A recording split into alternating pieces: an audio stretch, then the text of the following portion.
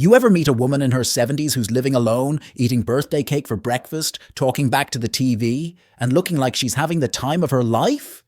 Yeah, I met 3 last week, and they've got more spark in them than most 20-year-olds on double espresso. Look, I know living alone after 60, 70, even 80 gets a bad rap sometimes. Folks think it's sad or quiet or lonely. But what I've learned from some of the wisest, funniest, and most unfiltered women I know is that living alone isn't the end of the story. For a lot of older women, it's the beginning of the best chapter yet. Today, I want to show you why, through real stories, hard-earned wisdom, and a few kitchen confessions that involve midnight cheese platters and no one to judge. Let's get into it. Number 1. You can reclaim the kitchen and break all the food rules. Let me tell you about Miss Diane, 68, divorced for 5 years, and living in a small but sunlit house with a squeaky screen door and a crooked little spice rack she built herself.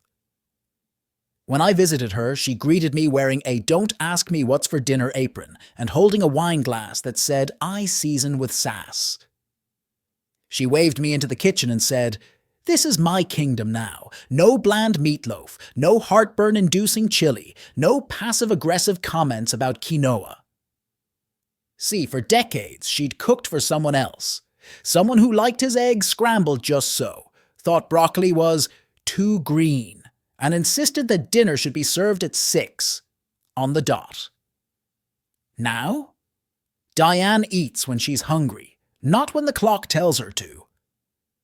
She makes things with names her ex-husband couldn't pronounce, stuff like shakshuka, chickpea curry, and something she called drunken mushroom soup, which apparently includes both sherry and storytelling. And here's the thing, she's not alone. Online, I've seen hundreds of older women say the same thing. I'm finally cooking for me. Some eat standing up at the kitchen counter, some bake cookies at midnight because the mood hits. One woman proudly declared that she eats birthday cake for breakfast every July. Because why the heck not? Living alone means your kitchen becomes a canvas, not a battleground.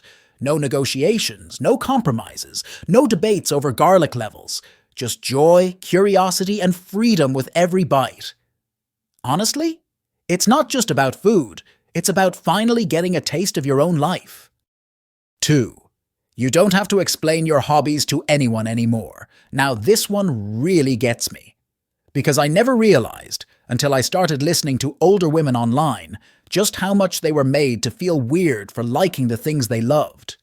Take Susan. She's 72, lives alone in a small town, and has turned her living room into what she calls her mini museum of dead celebrities.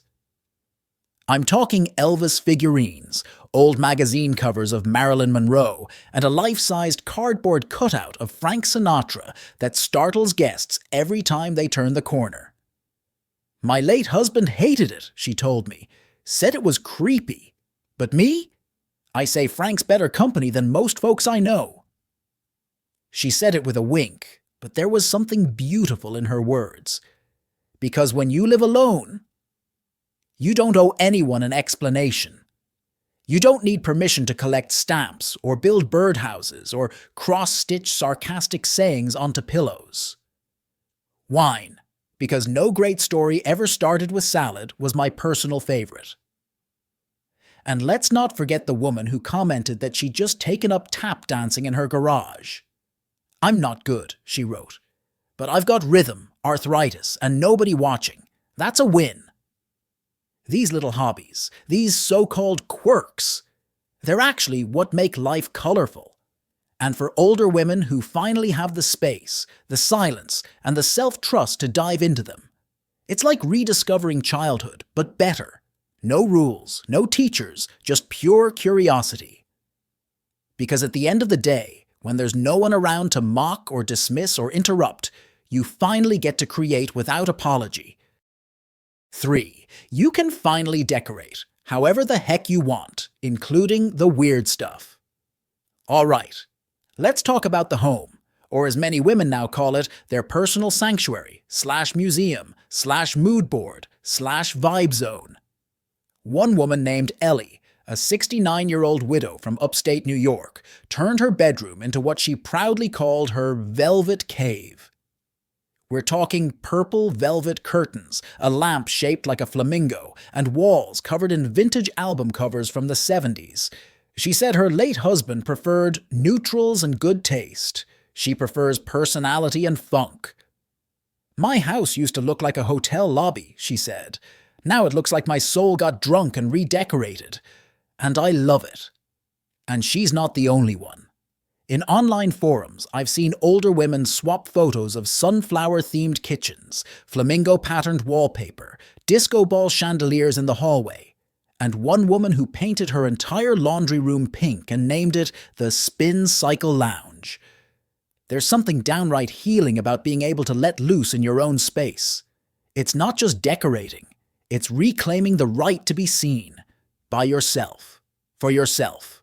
Your home, when you live alone, becomes an extension of your own spirit. You don't have to ask, "Is this too much?" You get to say, "It's just enough, for me." One woman summed it up perfectly. When you stop decorating for someone else's approval, your home becomes a mirror, and suddenly you start liking who you see. And hey, if that mirror is framed in gold glitter and surrounded by fairy lights, I say all the better. 4. You're free from performing the wife's role, even when you're tired. You know, I once asked a woman in her 70s what surprised her the most about living alone after her husband passed. And she didn't hesitate, not for a second. She said, "I didn't realize how much of my life was spent being an emotional concierge." That phrase stuck with me. Emotional concierge. Always anticipating someone else's needs.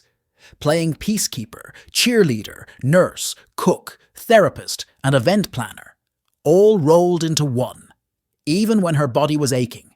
Even when her spirit was drained. And I saw this echoed all over the internet too. Women talking about how, after decades of marriage, they didn't even know what it felt like to be off-duty. Because even the good guys, the sweet husbands, the dependable ones, still came with expectations. Unspoken rules, a constant undertow of doing.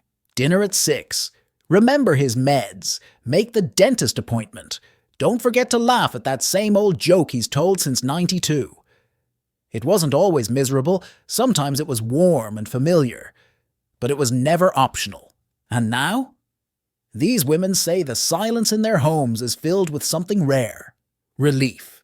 They don't have to explain their moods. They don't have to be on. No forced small talk. No checking if someone's socks made it to the laundry. No watching the news just to feel like they're connecting. They get to rest. Really rest. Without feeling guilty for it. One woman told me, "I used to fall asleep on the couch and wake up apologizing. Now, I fall asleep in the middle of a murder mystery marathon, drool on my robe, wake up, and nobody cares. It's heaven." That's not loneliness. That's exhale. That's a woman who's finally off the clock. 5. You get to heal on your own terms.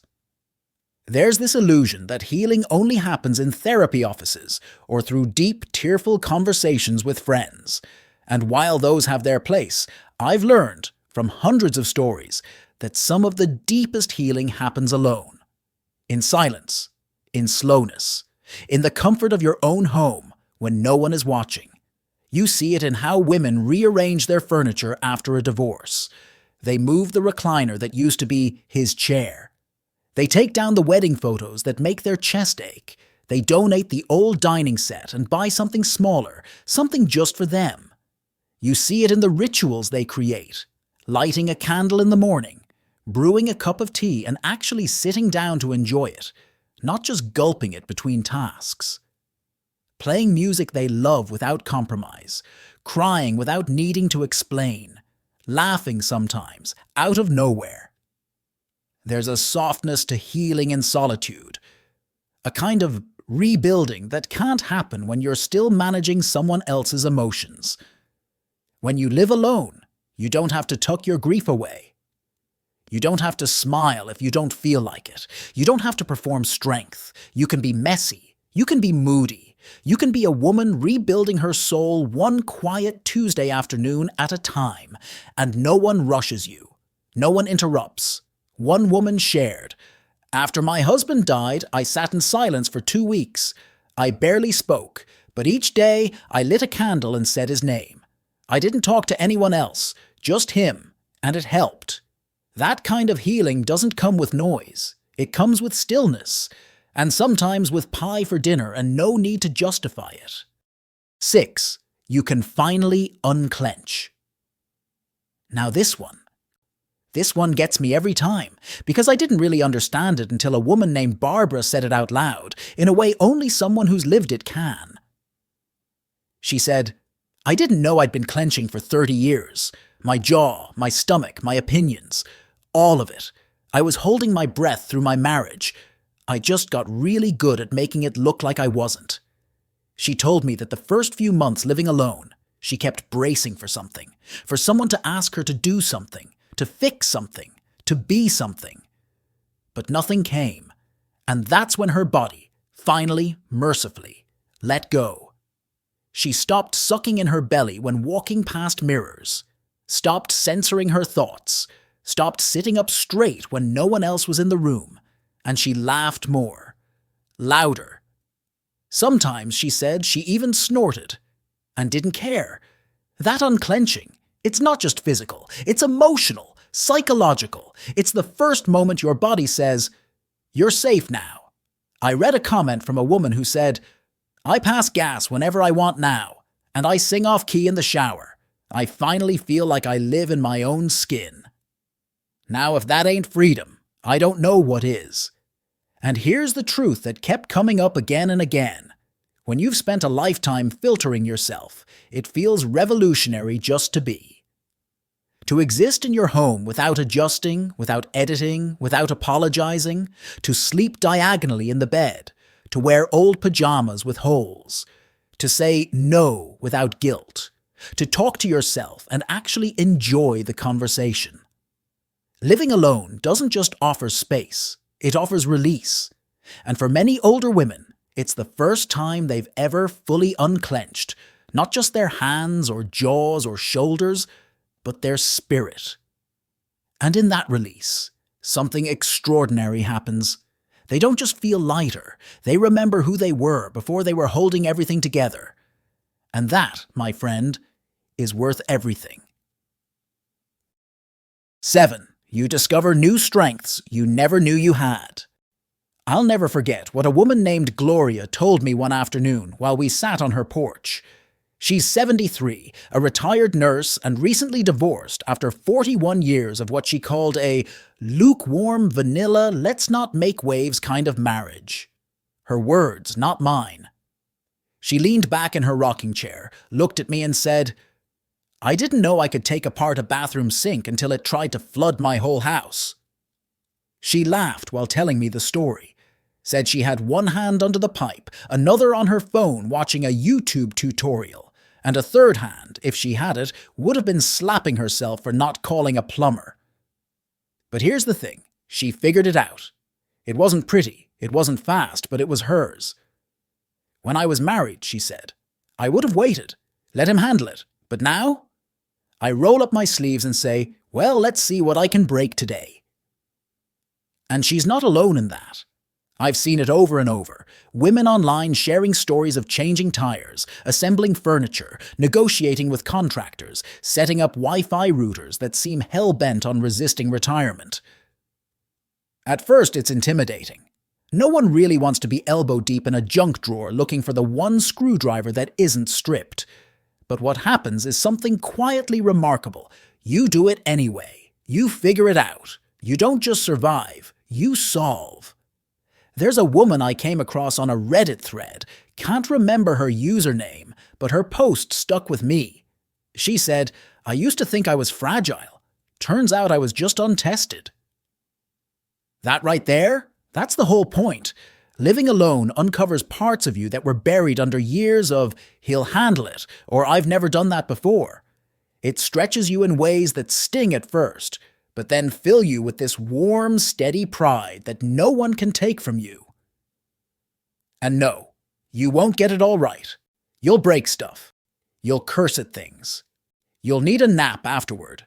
But you'll come out the other side a little more capable, a little more grounded, a little more you, because strength isn't always loud or flashy. Sometimes it's just a woman standing on a step stool, replacing her own smoke detector batteries, and realizing she doesn't need to ask for help anymore unless she wants to. 8. You control the remote and the volume. Now let me tell you, this one right here, this is sacred ground. If you've ever spent years negotiating over TV shows, movie genres, or what volume isn't too loud, then you already know what I'm about to say. Imagine this. It's 8 p.m. You're wrapped in your favorite blanket. There's no one beside you flipping through channels like they're defusing a bomb. No one groaning when you pick Call the Midwife. No one begging to watch Die Hard for the 8th time, because it's a Christmas classic. It's just you. And the remote, a love story for the ages. Sandra, 67, said it best. I watched Bridgerton in one weekend and paused whenever I wanted. I didn't have to explain the plot, the characters, or why I was swooning. It was glorious. She didn't need to compromise. She didn't need to justify her choices. She was the queen of her castle, and the flat screen was her royal court. And it's not just the content, it's the volume too. My buddy's mom once said, "Your father always said the TV was too loud. Now I crank it up to 40 and nobody dies." There's something so liberating about that. You want the surround sound experience during The Crown? Go for it. Prefer closed captions and the volume low so you can multitask with a puzzle or you're knitting. That's your right. And here's the thing. Controlling the remote may seem small, but it's symbolic of something much bigger. Choice. Autonomy. The right to curate your own joy, your own experience, your own rhythm. No more sitting through hours of sports you don't care about. No more fights over the news. No more background noise that doesn't feed your soul. It's just you, your stories, your laughter, your tears, all on your own terms. One woman said she even schedules a movie night with herself every Friday, complete with popcorn, her dog, and zero guilt. She said, "It's my favorite date of the week, and I never argue over what to watch." And that's the beauty of it. When you're living alone, you don't just hold the remote, you hold the power to decide what matters to you. Whether it's British dramas, classic black and white films, cooking shows you'll never try, or just reruns of Murder, she wrote that lull you into the coziest kind of peace. You get to choose the soundtrack of your evenings. And trust me, that quiet little freedom, it sings. 9. You sleep better, because no one's snoring or stealing the covers. I once heard a woman say, "Marriage taught me many things, but mostly how to sleep on 2 inches of mattress without starting a fight." I nearly choked on my coffee. And look, I'm not here to badmouth husbands, but if you've ever shared a bed with someone who snores like a lawnmower on gravel, or who wraps themselves up in the duvet like a burrito and leaves you clinging to a corner like a half-frozen survivor, you know the struggle. Marianne, a 70-year-old retired librarian I met through a friend, told me that after her divorce, she was nervous about sleeping alone. First night in her empty bed, she left a pillow where her ex-husband used to sleep. For comfort, she said. Second night? She tossed that pillow to the floor. By the end of the week, she was sleeping diagonally with a grin on her face and a heating pad tucked under one side like royalty. She said, "I sleep like a cat now, in weird positions, with no one asking what time I'm getting up or why I'm still awake at 2 a.m. watching baking shows." And that's the thing. It's not just about the absence of snoring or blanket hogging. It's about having the whole bed, and the whole night, to yourself. You fall asleep when you want to. You get up when your body says it's ready. If you want to read until 1 a.m. with the lamp on, no one sighs or grumbles. If you want to listen to ocean waves or thunderstorm sounds on your phone while you drift off, no one makes fun of it. There's no more tiptoeing. No more waking up to a foghorn snore. No more midnight elbow pokes trying to get someone to roll over. and then pretending you didn't do it on purpose. One woman online described it like this: "Sleeping alone feels like the first deep breath after holding it in for years. My body finally relaxes because there's no one else in the bed demanding space I don't want to give." And when your body sleeps better, everything feels better. Your mood, your memory, your joints, even your sense of humor. The world just gets a little easier when you're not dragging around a half-empty gas tank from a night of sleep you never really had. So yes, the silence, the stillness, the diagonal sprawl of solo sleeping.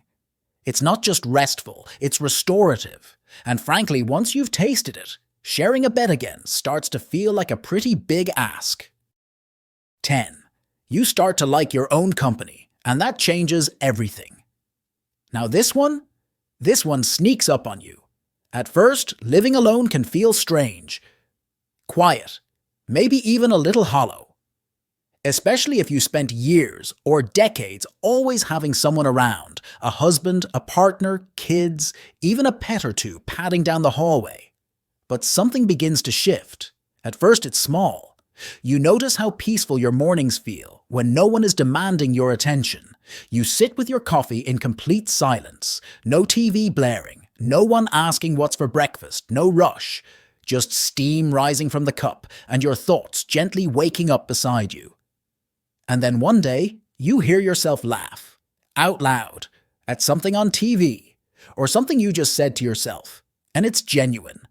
Not forced, not for show, just you, in your housecoat, laughing because you're actually enjoying your own company. I remember a story from an older woman named Joan who made a comment that had me both cracking up and nodding along. She said, "I used to dread being alone. Now I talk to myself, I answer back, and sometimes we disagree, but she's growing on me." That's it right there. That's the magic. Because when you live alone long enough, you stop waiting for other people to fill the space. You stop checking your phone hoping someone will call. You stop pacing the room, wondering if you should go out just to feel seen. Instead, you start turning inward. And to your surprise, you like what you find. You realize you're funny, you're interesting, you have memories worth reliving, dreams still worth chasing, and ideas that deserve to be spoken aloud, even if only the walls are listening. And that relationship with yourself, it deepens. You begin taking yourself on little dates, a walk to the park, a new book, and a slice of cake at your favorite cafe. You light a candle at night just for you. You dress up for no one but the mirror. You start seeing solitude not as a void, but as a luxury. And here's the kicker. The more time you spend with yourself, the less approval you need from anyone else. One woman in a senior living forum said it best. "When I stopped being afraid of my own company, I stopped shrinking myself for anyone else's comfort. I'm not lonely. I'm just finally home." So if you're sitting in your quiet home right now, wondering if it's okay to feel content, the answer is yes. Not only is it okay, it's beautiful, because liking your own company doesn't mean you've given up on connection. It just means you've stopped outsourcing your joy. And once that happens, you don't walk through life needy. You walk through it whole. You, my friend, become the kind of woman who can enjoy the silence, because now the silence finally knows your name. So here's the truth, my friend. Living alone as an older woman, it isn't about being forgotten. It's about being finally found. By yourself. It's the quiet victory of sleeping diagonally. The boldness of purple velvet curtains. The strength of fixing a sink with your bare hands, and maybe a little cursing. And it's the joy of laughing out loud in your own kitchen, realizing you're not waiting on anyone to make life feel full again. You already are. If this felt familiar, if it made you smile or nod or feel just a little more seen, then you're not alone in this. Go ahead and hit that like button, subscribe if you want more stories like this, and maybe even share it with a friend who needs a little reminder that this solo chapter, It just might be her best one yet. Until next time, keep shining and keep living like the main character, because you are.